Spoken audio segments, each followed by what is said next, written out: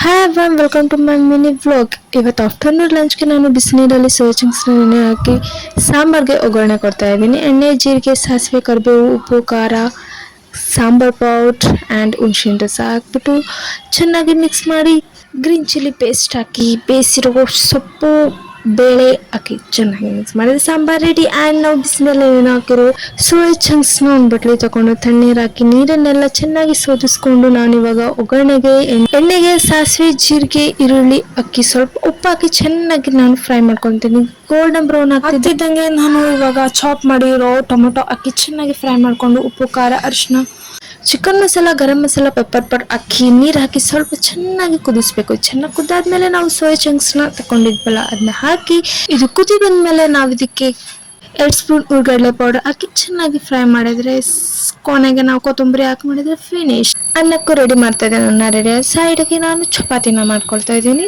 ಚಪಾತಿ ಕೂಡ ರೆಡಿ ಆಯ್ತು. ಚಪಾತಿ ಆದ್ಮೇಲೆ ನಾನು ಇದನ್ನ ಹಾಟ್ ಬಾಕ್ಸ್ ತಗೊಳ್ತೀನಿ. ಚಪಾತಿ ಎಲ್ಲ ಬೇಯಿಸ್ಬಿಟ್ಟು ತಗೊಳ್ತೀನಿ, ಹಾಗೆ ಹಿಟ್ಟನ್ನು ತಗೊಳ್ತೀನಿ ಅನ್ಕೊಳ್ಬೇಡಿ.